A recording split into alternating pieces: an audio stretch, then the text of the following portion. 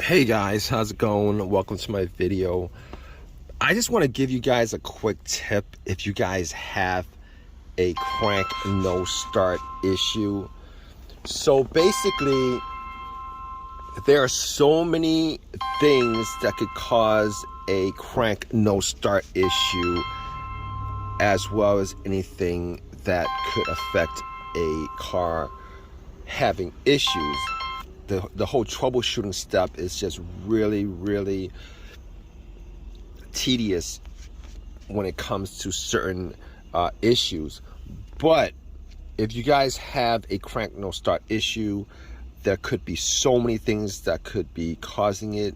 Could be fuses, it could be relays, it could be the fuel pump, it could be the battery, even it could be the battery, could be the car's computer, etc., etc.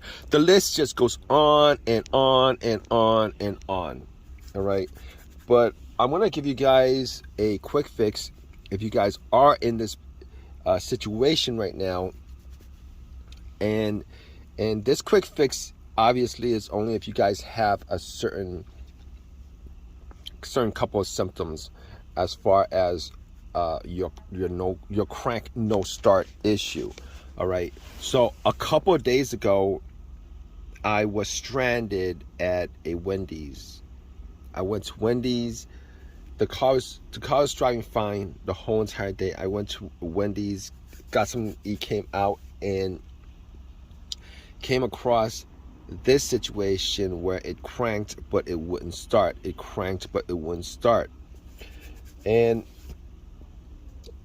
I've been having this situation for the last, I would say the last month.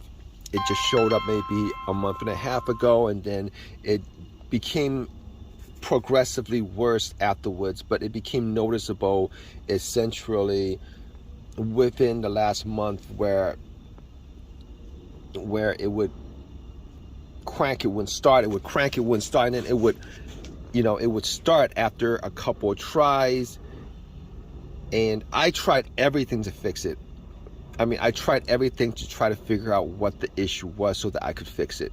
Looked at the battery, checked out all the fuses, checked out all the relays, plugged in OBD2, obviously. Thought it was a fuel issue, thought it was an electrical issue, but couldn't figure out what the problem was. Did all the tests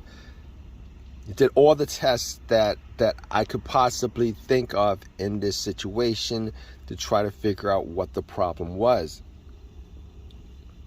and could not fix it. And all these tests were on the car itself.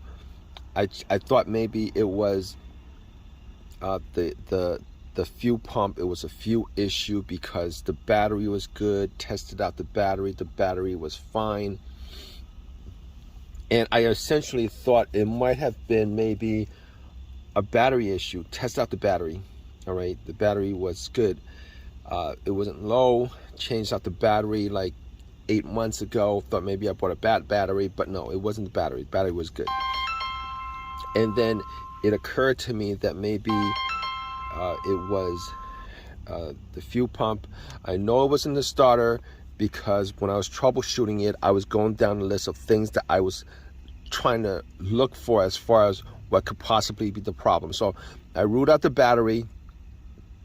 I jumped it. I charged up 100%. That wasn't the problem. I ruled out the starter. Obviously, it was cranking, so the starter's fine. Sometimes if you have a weak starter, it might not crank all the way, but it when it cranked, it was a very strong crank. So ruled out the starter, and obviously wasn't the alternator. And I looked at the fuses and the relays. I looked at the ground wire. Ground wire were clean. All the cables to the battery itself, I cleaned up. Tighten it, cleaned up. As far as the ground wire is concerned, it's connected to the frame. It's good. It's cleaned up. So went through all those steps to try to figure out what it was, and it wasn't any of those things. All right. So obviously, as far as troubleshooting is concerned, I'm going to go through certain steps just to figure out what it is. Easiest steps. So next thing is I looked at the fuses, used a fuse tester, tested out the fuses. All the fuses were good. Thought maybe it was the ECM that was the problem. Plugged in OBD2. It read all the way through.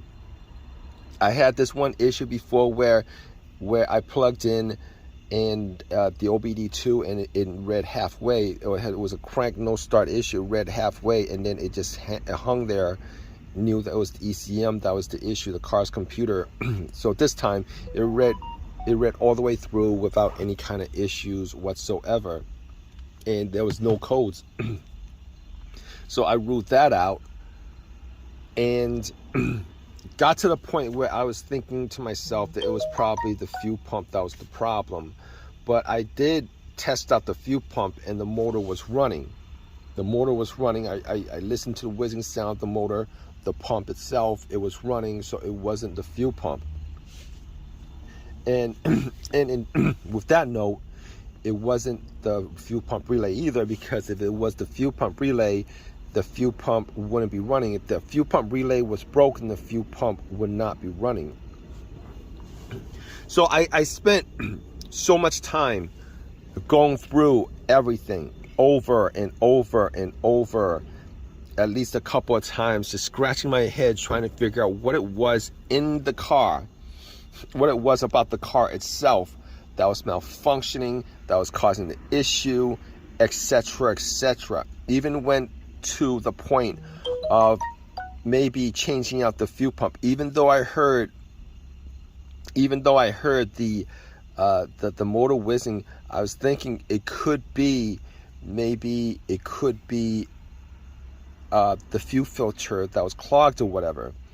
But I did get to the fuel line, and I did test out the fuel pressure on the line, and it was there was pressure in the system as far as the fuel is concerned. So since there was pressure in the system, I knew it wasn't the fuel line that was the issue. So went through that a couple of times.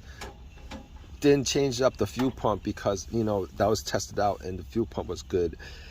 So was still absolutely scratching my head as far as what the problem was. And if you guys gone through this situation where you guys have this problem, and it does that sometimes, where the problem comes up sometimes and it doesn't do that all the time.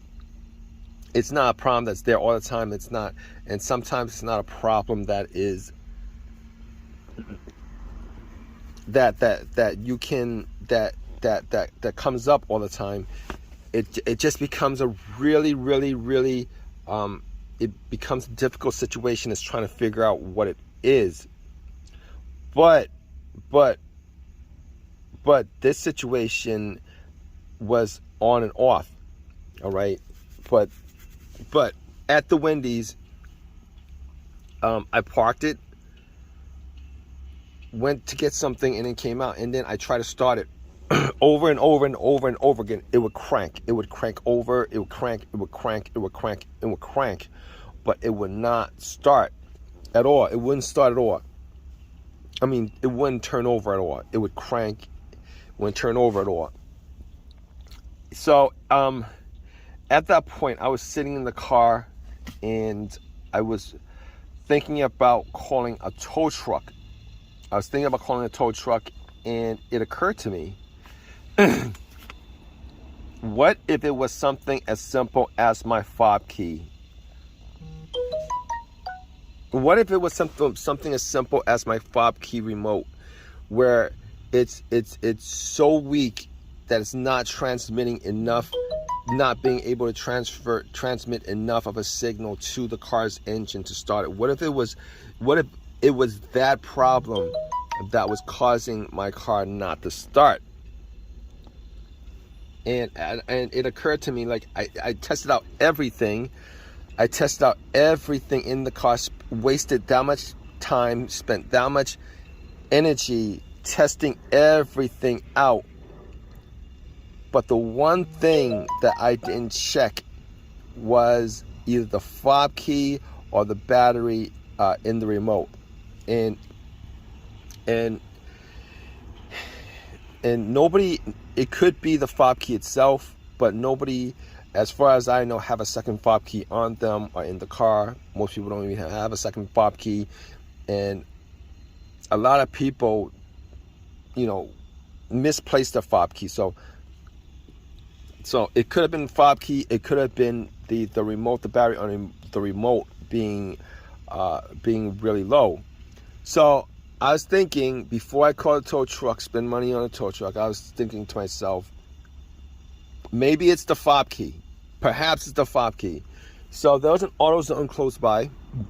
I went to the AutoZone, and well, what I did before that was I actually took the cover off the fob key remote, and I took the battery out, put the battery back in, and try to start it, and it would still crank and it won't start. So I was thinking to myself, I have to change the battery. I have to change the battery just so I can, this is part of the troubleshooting step, I'm going to change the battery. So I went to AutoZone, I got the battery for the key, popped it in, put the cover on, and then got back to my car, and I was crossing my fingers hoping that this would resolve the whole entire situation. Turn it on, and it did. You guys guess what's gonna happen, right? I turn it on, and then it turned on. It automatically turned on. It worked, and it ran, etc., etc. So absolutely amazed that I missed out on that most simplest troubleshooting step as far as troubleshooting this crank no start issue. And this is one of these situations where a lot of people miss that first step, which is the easiest step. If you took that step as far as changing out that fob key, and if you don't know when that battery was changed out, and then you changed out that, you know, so if you don't know when that battery was changed out, definitely go and change out your fob key battery, because it's the simplest thing you can do as far as trying to figure out this situation. And the most, you know, people skip over this, the whole fob key battery being the situation being is that it's not actually directly connected to the workings of the car. You know, a lot of people don't think that the fob key itself is direct, aside from turning it on, you know, they don't think that the remote actually is directly connected to, you know, whether the engine starts up or not, for the most part, because a lot of people actually just skip over that step.